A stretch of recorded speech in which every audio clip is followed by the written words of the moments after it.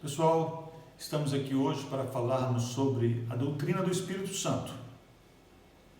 Muito tem se falado sobre o Espírito Santo, alguns negando a obra do Espírito Santo, outros não compreendendo bem, biblicamente, qual é o papel, qual é a obra do Espírito Santo.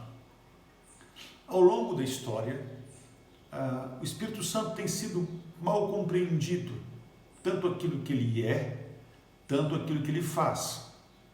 Por exemplo, os montanos, já no século II depois de Cristo, os montanos eles tinham uma visão completamente equivocada sobre o Espírito Santo. E Montano, ele se entendia como aquele que era a expressão maior do Espírito Santo. Os montanistas foram duramente, pela heresia que Montano pretendia, foram repelidos, porque Montano se identificava como o Paráclitos de Cristo, que é uma função propriamente do Espírito Santo. Depois, Ário, um presbítero da Alexandria, no IV século, Ário, ele negou a doutrina da Trindade. Ário entendia que Deus, o Pai, ele criou o Espírito Santo, ou melhor, ele criou o Filho, portanto o Filho era uma obra qualquer do Pai, e o Espírito Santo, ele foi negado a sua divindade.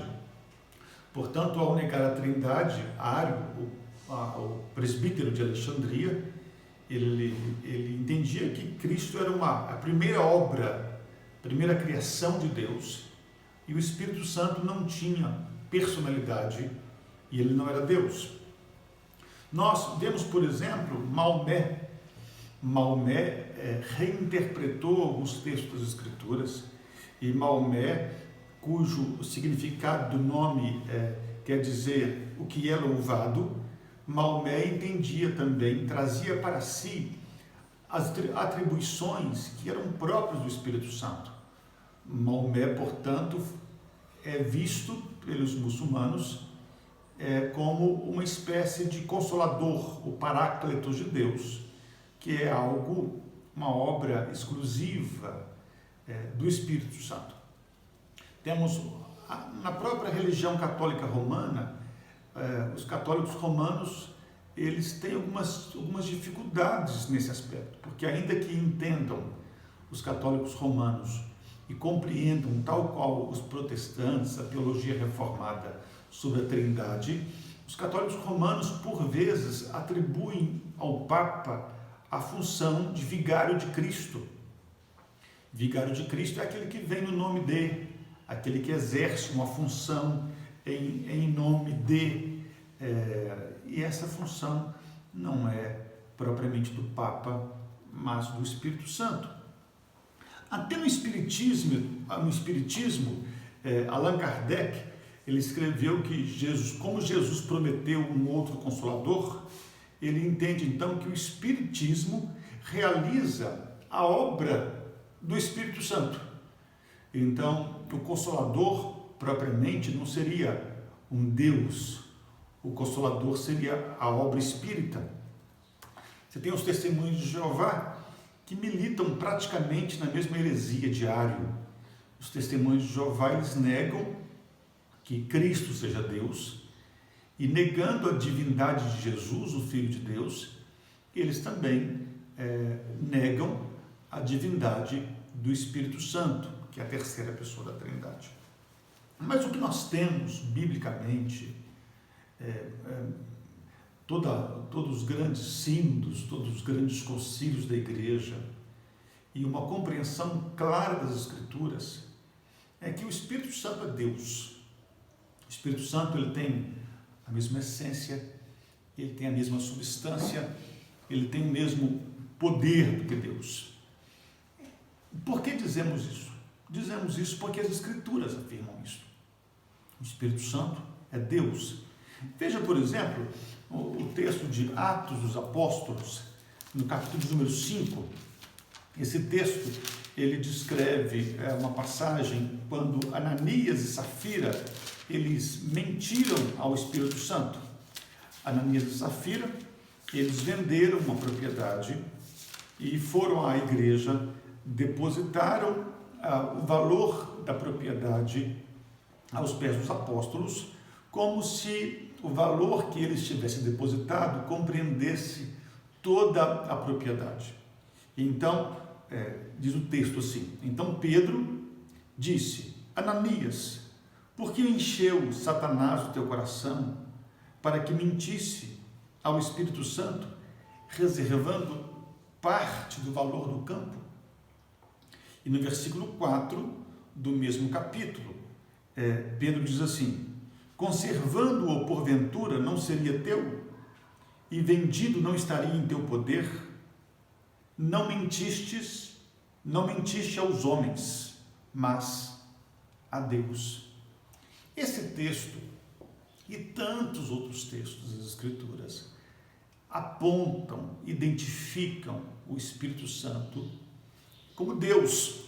Os nomes que são atribuídos ao Espírito Santo são os mesmos nomes que são atribuídos a Deus. Um outro aspecto é que os atributos de Deus são os mesmos atributos do Espírito Santo. O Espírito Santo é onipresente, o Espírito Santo é onisciente, o Espírito Santo é onipotente, ou seja, todos os atributos que são exclusivos da divindade são também atributos próprios do Espírito Santo. Portanto, o Espírito Santo é Deus. E por ser Deus, o Espírito Santo também é um ser pessoal. Isto vem em contraposição àquilo que o presbítero Ário, no IV século, afirmou, vem contra aquilo que os testemunhos de Jeová afirmam, vem contra aquilo que vários movimentos hoje estabelecem, que o Espírito Santo não é Deus, mas ele é o poder de Deus somente, é a força de Deus. O Espírito Santo é o poder de Deus, mas ele é uma pessoa. Tanto que o Espírito Santo é uma pessoa, é que as características do Espírito Santo apontam para a sua pessoalidade. E características aqui não me refiro propriamente a mãos e pés, porque o Espírito Santo é um espírito. Portanto, as formas não são essas. Como Deus é espírito. Quando eu falo das características do Espírito Santo, refiro-me propriamente à inteligência. O próprio Jesus Cristo, o Filho de Deus, a segunda pessoa da Trindade, diz que o Espírito Santo ele ensinaria aos discípulos, à igreja, todas as coisas que ele havia dito, e além de ensinar, o Espírito Santo os faria lembrar todas as coisas que Jesus Cristo havia dito. Portanto, o Espírito Santo ele exerce um ministério pedagógico, ele é o nosso professor. O Espírito Santo tem vontade. Em 1 Coríntios capítulo 12, quando o apóstolo Paulo fala sobre os dons do Espírito Santo, ele diz lá no versículo 11 que o Espírito Santo ele distribui os seus dons no corpo, aos membros do corpo, conforme lhe apraz. Ele tem volição, portanto, ele tem vontade. Deus, o Espírito Santo, ele deu dons a algumas pessoas, alguns tipos de dons, e deu a outras pessoas, a outros cristãos, outros tipos de dons. O Espírito Santo, ele tem bondade. O Espírito Santo, ele tem amor. O Espírito Santo tem tristeza. Então, são características próprias de uma pessoa.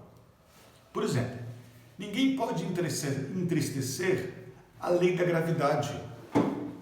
A lei da gravidade não se entristece, ela não lamenta. O vento oriental, os ventos, eles não ficam aborrecidos, eles são forças impessoais. Mas o Espírito Santo não. O Espírito Santo é uma pessoa. Uma outra coisa importante nesse aspecto, ainda sobre a pessoalidade do Espírito Santo, são os atos do Espírito Santo de natureza pessoal. Isto é, o Espírito Santo, ele faz coisas, ele opera coisas que têm a ver com a sua pessoalidade. Por exemplo, o Espírito Santo, ele perscruta as profundezas de Deus, 1 Coríntios capítulo 2. O Espírito Santo, ele fala à igreja, Apocalipse 2. O Espírito Santo intercede.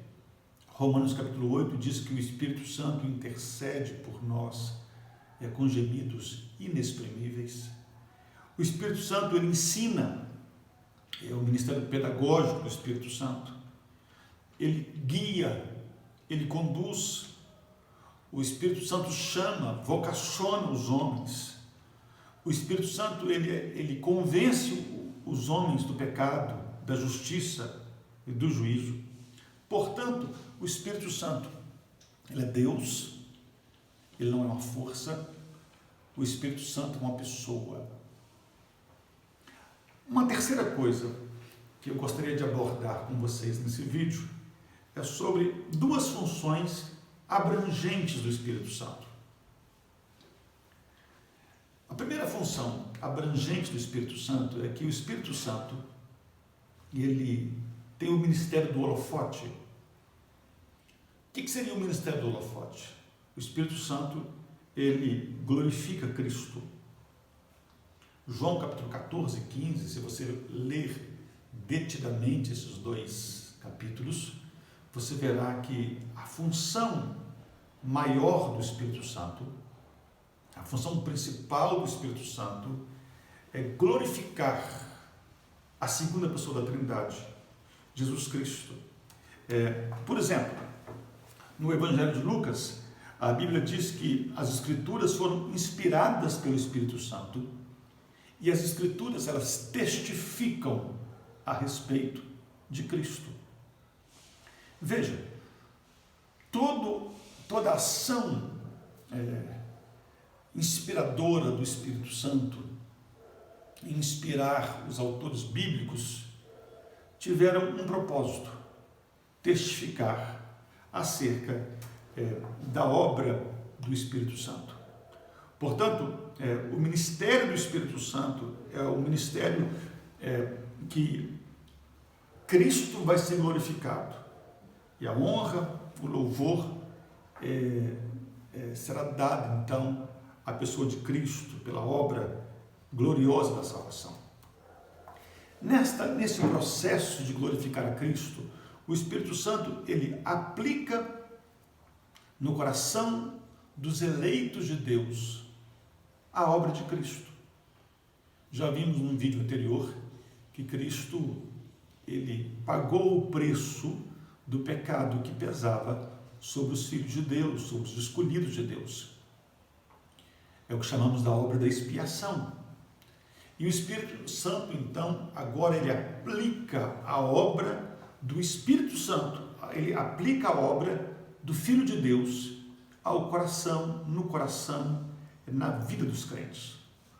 E ele faz isso de algumas formas. Primeiro, ele faz isso através da vocação, do chamamento à conversão, do chamamento à obra de Cristo. E a vocação tem dois aspectos. Um aspecto geral, quando todas as pessoas podem ouvir acerca da obra de Cristo, que em Cristo há salvação, que em Cristo há redenção. E há a vocação eficaz.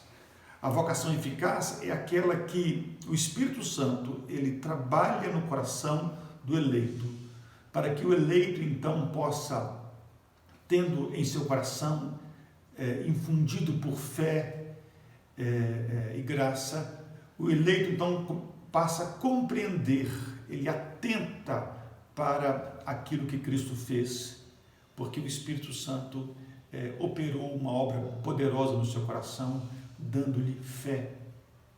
Então, os crentes em Cristo, eles são eficazmente chamados, e essa convicção essa resposta do pecador ao chamado do Evangelho se dá pela obra do Espírito Santo.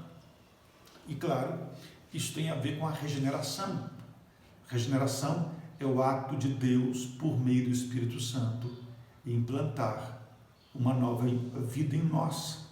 É a regeneração que torna possível o homem, sem Deus, escutar a voz de Deus.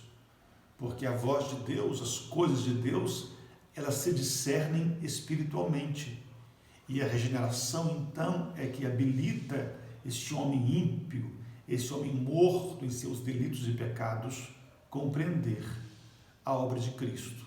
E isso se dá por meio da ação do Espírito Santo. Uma outra coisa abrangente que o Espírito Santo faz, esse homem, então, sendo chamado, sendo regenerado, a conversão, e a conversão implica em arrependimento e fé. Esse arrependimento e fé são respostas do que o homem dá em função daquilo que o Espírito Santo fez. Mas agora o Espírito Santo, ele santifica o pecador. E a santificação tem dois aspectos. Tem um aspecto pontual, que o Espírito Santo, então, retira, corta, e esse é o significado da palavra santificar, corta, separa o homem.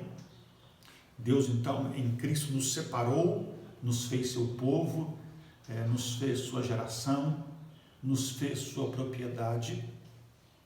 Ao mesmo tempo, há a obra progressiva da santificação. É que o Espírito Santo, então, ele vai ensinando-nos a palavra de Deus e vai moldando-nos a imagem de Cristo. Mais uma vez, portanto, o Espírito Santo, santificando-nos, ele glorifica Cristo, porque o objetivo da obra do Espírito Santo é fazer-nos parecido com Cristo. O objetivo da obra do Espírito Santo é que o eleito tenha o fruto do Espírito.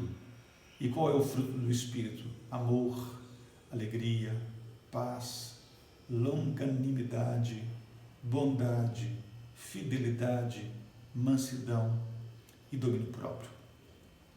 Encerro esse texto, esse vídeo, com uma frase que tem a ver com o ministério do Espírito Santo. Diz assim: onde quer que o Espírito Santo esteja, aí existe humildade. Onde quer que você veja a exaltação do homem, isto não é obra do Espírito Santo. Você pode olhar para um movimento que se diz evangélico, mas se há uma exploração e exaltação do homem, isso não é obra do Espírito Santo. Onde o Espírito Santo opera, Jesus Cristo é exaltado e tudo mais se desvanece. Que Deus te abençoe. Essa é uma aula para alunos de teologia. Que você seja abençoado por esse vídeo. Inscreva-se no nosso canal Teologia para a Vida. O nosso propósito é que você conheça os fundamentos das Escrituras, que é a teologia, e esses fundamentos sejam aplicados pelo Espírito Santo à sua vida. Fique na paz. Deus te abençoe.